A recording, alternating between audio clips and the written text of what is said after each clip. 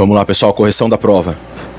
Primeira questão da prova, ele exibe este movimento aparente de Marte. Se você tirar foto do céu sempre que Marte aparece, ao longo de vários dias consecutivos, ao longo do ano, você vai perceber que a movimentação de Marte faz isso daqui, ó, esse movimento retrógrado. Ele avança ao longo de sua órbita, depois ele volta um pouquinho, faz essa volta e depois continua seguindo seu caminho. Isso foi chamado movimento retrógrado de Marte. E o modelo geocêntrico padrão, não conseguia explicar esse movimento. Ó, se você pensar que a Terra está aqui no centro, né, no modelo geocêntrico, e Marte faz este movimento aqui, uma órbita circular em torno da Terra, esse tipo de explicação não consegue explicar por que Marte tem esse movimento retrógrado. Beleza? Então Ptolomeu, ele se viu obrigado a corrigir esse modelo, né? Cláudio Ptolomeu ainda não tinha descartado o modelo geocêntrico, então ele ainda pensava que a Terra estava no centro do sistema solar e os planetas orbitavam em volta dela, mas ele precisava fazer alguma coisa para explicar esse movimento retrógrado. O que ele fez foi introduzir epiciclos. Então você imagina que você tem a Terra, você tem a órbita principal de Marte em torno da Terra, e Marte faz essa órbita secundária aqui, ó. Então Marte orbita esse círculo aqui, que ele chamou de epiciclos, e este epiciclo orbita a Terra. Ou seja, a explicação que Ptolomeu deu para explicar o movimento retrógrado de Marte foi essa. Terra ainda estava no centro, temos aqui a órbita principal de Marte, porém Marte orbita essa órbita secundária aqui que ele chamou de epiciclos. Então Marte orbita esse epiciclo aqui, faz esse movimento de epiciclo, e este epiciclo orbita em volta da Terra. Então com essa correção no modelo geocêntrico, Ptolomeu conseguiu explicar o movimento retrógrado de Marte. Se vocês acompanharem aqui, ó, do ponto de vista de quem está na Terra, se você introduzir epiciclos, você percebe que Marte realmente vai para frente, depois volta um pouco, depois continua o seu caminho. Então a introdução de epiciclos conseguiu explicar o movimento retrógrado de Marte. Beleza? Então aqui, ó, essa movimentação não pode ser explicada usando o modelo geocêntrico de órbitas circulares. Cláudio Ptolomeu se viu obrigado a corrigir o modelo geocêntrico para que pudesse explicar tal fenômeno. Qual foi a alteração no modelo geocêntrico para explicar o movimento retrógrado dos astros? É justamente isso aqui, a inclusão de epiciclos nas órbitas dos planetas. Número 2. Qual dos itens abaixo foi a grande contribuição de Galileu Galilei para a astronomia? Então isso aqui tem meio que uma pegadinha, que a letra A menciona aqui a invenção do telescópio infravermelho. Mesmo que você não saiba o que é um telescópio infravermelho, você tem que saber que Galileu não inventou o telescópio. Ele simplesmente aprimorou o telescópio e utilizou o telescópio para fazer diversas observações. Uma delas, talvez a observação mais famosa dela, de Galileu, foi que ele descobriu as luas de Júpiter. Descobriu as luas de Júpiter e fez outras coisas também, né? Ele estudou também as fases de Vênus, ele também fez o desenho do Sol, ficou até cego por causa disso. Mas as grandes contribuições dele, dentre esses que estão listados aqui, é o aprimoramento do telescópio refrator. Refrator quer dizer que o telescópio ele funciona com base numa lente, né? Aquela lente maior que fica na parte da frente do telescópio. Você tem um telescópio aqui tem uma lente, aqui tem outra. Então o Galileu ele não inventou o telescópio, mas ele aperfeiçoou o design do telescópio e utilizou para descobrir as luas de Júpiter. O modelo heliocêntrico, na verdade, quem fez foi Nicolau Copérnico. Nicolau Copérnico. E o modelo geocêntrico é atribuído a Ptolomeu. E o cálculo da circunferência da Terra foi Eratóstenes.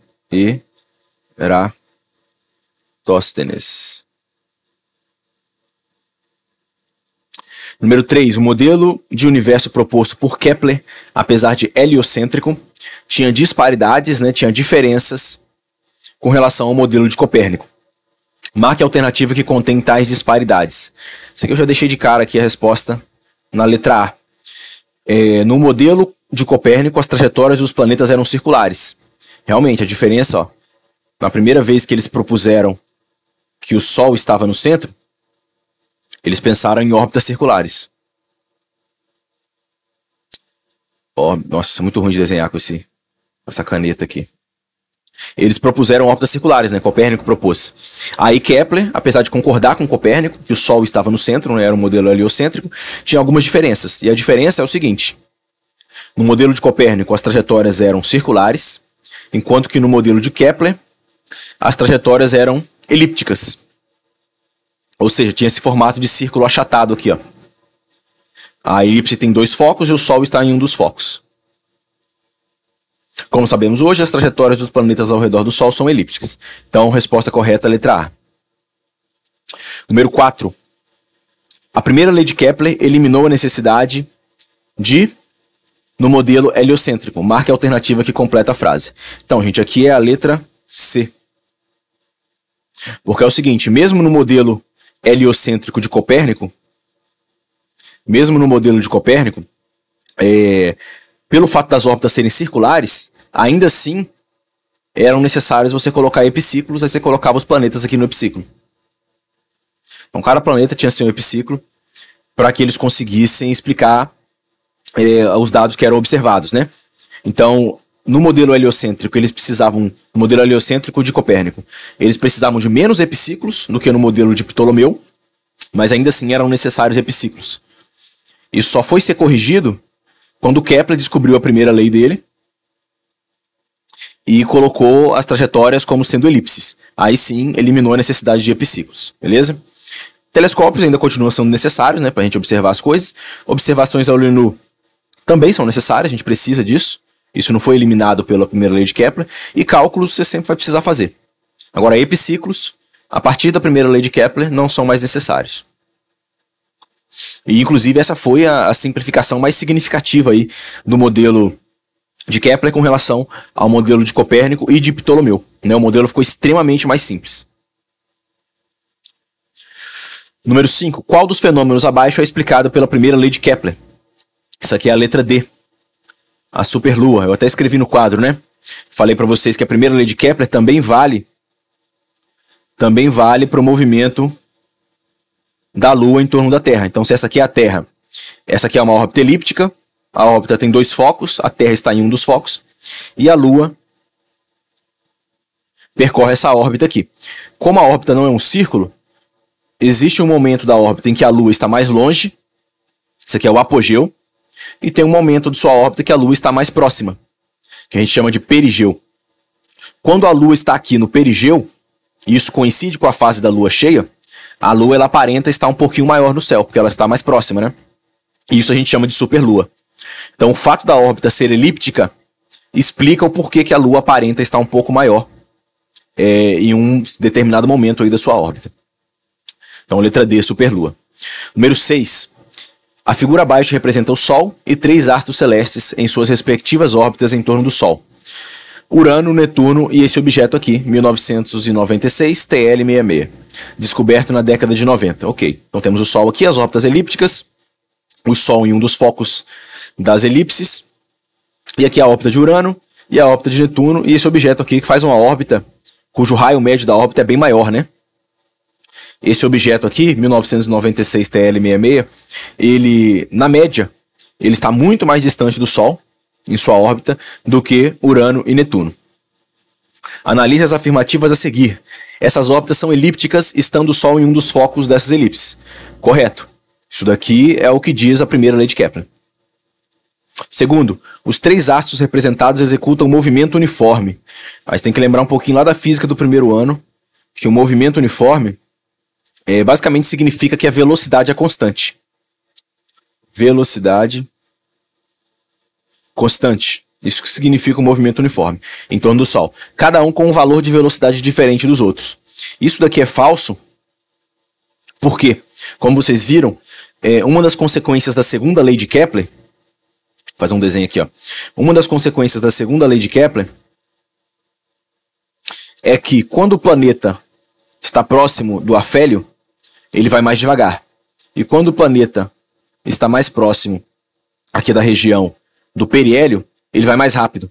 ou seja, o movimento do planeta em sua órbita em torno do Sol, ele não é uniforme. A velocidade não é constante. Então, o item 2 aqui é falso. Item 3. Dentre os astros representados, quem gasta menos tempo para completar uma volta em torno do Sol é Urano. Isso aqui é verdadeiro. Por quê? Tem que lembrar agora da terceira lei de Kepler. A terceira lei de Kepler, uma das formas de enunciar ela é assim: período de translação ao quadrado igual constante de Kepler vezes o raio ao cubo. Ou seja, quanto maior o raio médio da órbita, maior vai ser o período de translação. Ou seja, quanto maior o raio médio da órbita, maior vai ser o tempo que esse planeta vai demorar para dar uma volta em torno do Sol. Quanto menor o raio médio da órbita, menor vai ser o tempo para completar uma volta em torno do Sol. Então, dentre esses 3 astros representados aqui, que estão orbitando em torno do Sol, o que tem o menor raio médio é Urano. Então, Urano, dentre esses 3, vai ser o que demora menos tempo para completar uma volta em torno do Sol. Então, as afirmativas verdadeiras aqui são a 1 e a 3, portanto, a resposta, letra E. Questão 7. Essa questão aqui eu corrigi no quadro. Também é uma aplicação simples aí da terceira lei de Kepler. Nem precisa fazer muito cálculo. Vamos lá. Seguinte, tem o planeta A, que orbita em torno do Sol, com um período orbital de 1 ano. Então eu sei que o período de A é 1 ano. Se um planeta B tem raio orbital, ó, planeta B, o raio médio da órbita de B é 3 vezes o raio médio da órbita de A. Qual será o tempo necessário para que esse planeta complete uma volta em torno do Sol? Então, o que ele quer que você descubra é o TB. Ok? Vamos montar aí com a terceira lei de Kepler. A terceira lei de Kepler diz TA ao quadrado dividido por RA ao cubo tem que ser igual a TB ao quadrado dividido por RB ao cubo. Vamos substituir os dados aqui que ele falou pra gente. Vai ficar 1 ao quadrado, que é o período de translação de A, dividido pelo raio médio da órbita de A ao cubo. Ele não falou pra gente esse valor, mas vocês vão ver que vai dar para cortar. TB ao quadrado, dividido por RB ao cubo. Porém, quem é RB? O raio médio da órbita do planeta B. É 3 vezes o raio da órbita de A. Então, 3 RA. Tudo isso aqui é elevado ao cubo. Que vai dar 1 RA ao cubo igual TB ao quadrado dividido. Aqui, ó, eu tenho um produto, tem um número vezes o outro elevado a uma potência. Lembre-se dessa regrinha aqui, ó. Quando eu tenho um número vezes outro elevado a uma potência, eu vou elevar cada um deles a essa potência. Então vai ficar assim, 9, ou melhor, deixa eu apagar aqui, isso, 3 ao cubo, que vai dar 27, né, vezes RA ao cubo. Agora eu tenho o RA ao cubo aparecendo dos dois lados, podemos cortar. Ficamos com o seguinte, 1, esse cara aqui, 3 ao cubo, vai passar para cá multiplicando. 1 vezes 3 ao cubo igual TB ao quadrado. 3 ao cubo dá 27. Então, 27 igual TB ao quadrado. Agora eu vou tirar a raiz quadrada de 27. Isso aqui tem que dar o valor de TB. Agora, 27, ele não é uma raiz exata. Mas a gente sabe que a raiz de 25 é 5. Então, a raiz de 20... Ó, você sabe isso daqui, ó. Você sabe que a raiz de 25 é 5. Você sabe que a raiz de 36 é 6. Então, a raiz quadrada de 27 tem que estar entre 5 e 6. O único número aqui das alternativas que está entre 5 e 6 é a letra E. 5,2 anos. Então, TB igual 5,2 anos. Questão 8. As leis de Kepler definem o movimento da Terra em torno do Sol. Na figura, a área achurada é igual a 1/4 da área total do eclipse. Assim, o tempo gasto pela Terra para percorrer o trajeto MPN, ou seja, este pedacinho de órbita aqui, qual é o tempo que ele demora para percorrer? Aqui você tem que lembrar da segunda lei de Kepler. Segunda lei de Kepler, que diz o seguinte: a linha imaginária que liga o planeta até o Sol varre áreas iguais em tempos iguais. Então você pode fazer com uma regra de 3 aqui, ó. Se você sabe que em um ano, vou colocar em meses, que ele quer a resposta em meses, né? Você sabe que em 12 meses ele percorre a área total. Quantos meses ele percorre 1/4 da área total? Vou escrever melhor isso daqui.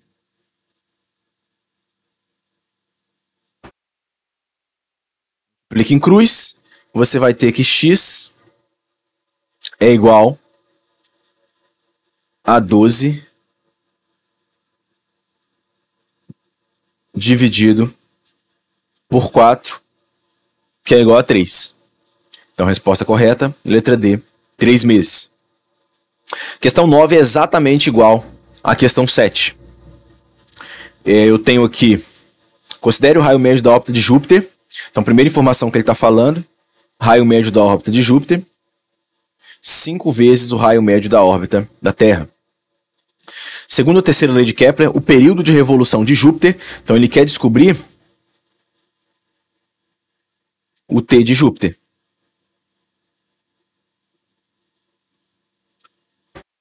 Aproximadamente, vamos ver aqui. Para a gente utilizar a terceira lei de Kepler, faltou a informação do período da Terra, né? Mas esse daqui todo mundo sabe que é um ano. Então a gente vai utilizar esses dados, substituir na terceira lei de Kepler para determinar o período de Júpiter. Vamos lá.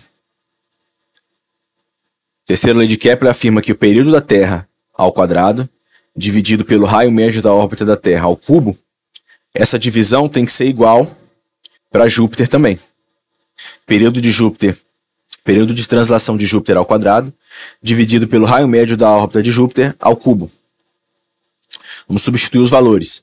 Período da Terra é um ano, né? 1 ao quadrado vai dar 1. Aqui, raio da Terra ao cubo, igual período de Júpiter ao quadrado, dividido pelo raio médio da órbita de Júpiter ao cubo. Ou melhor, já vou substituir. Aqui é o raio médio da órbita de Júpiter ao cubo. Porém, eu sei que o raio de Júpiter é 5 vezes o raio médio da órbita da Terra. Então, eu vou colocar 5 RT e aqui ao cubo. Ficamos com 1 dividido por RT ao cubo igual TJ ao quadrado dividido. Aqui, ó, um produto elevado a uma potência. Eu vou elevar os dois a essa potência. 5 ao cubo, RT ao cubo. RT apareceu dos dois lados, podemos cortar. Vai ficar assim. 5 ao cubo eu passo para cá multiplicando. Vai ficar 1 vezes 5 ao cubo igual TJ ao quadrado. 5 ao cubo vai dar 125. 125 igual TJ ao quadrado. Isso quer dizer que a raiz de 125 é igual a TJ. Raiz de 25 também dá um número quebrado, né? Não é uma raiz exata. Mas você tem que saber, tem que ter na sua mente aí, que a raiz de 121 é exatamente 11. Então a raiz de 125 tem que ser um número próximo de 11. Ok? Como ele quer a resposta aproximadamente, você pode marcar um número mais próximo de 11 que você tem aqui, que é o próprio 11. Então, resposta letra B, 11 anos. Questão 10, que eu coloquei que vale 1 ponto, mas na verdade valia 0,6 também. Questão também de terceira lei de Kepler. 2 satélites. Deixa eu ver se eu consigo apagar isso. Deixa eu ver. Não, vou desenhar ela aqui embaixo. Ó. Temos dois satélites artificiais que giram em torno da Terra. Vamos fazer aqui mesmo. Ó. Temos a Terra e dois satélites que giram em torno da Terra. Um satélite aqui e o outro satélite aqui. Ele falou pra gente as massas dos satélites. O primeiro satélite tem massa M1. O segundo satélite tem massa 3M1. Se o primeiro tem período 3, tem um período 6 horas. Então, ó, eu sei que o período de 1 é 6 horas. Ele quer saber o período do segundo satélite. Beleza? Para utilizar a terceira lei de Kepler, a gente precisa também do raio da órbita. O raio da órbita do primeiro satélite e o raio do segundo satélite. Porém, ele fala que eles estão na mesma altura. Se eles estão na mesma altura, a distância do centro da Terra até cada um dos satélites é a mesma. Então, R1 é igual a R2. E R2 é igual a R1. Beleza? Então, eu posso montar aqui a terceira lei de Kepler, considerando que o raio médio da órbita dos dois é igual. Então, vai ficar assim.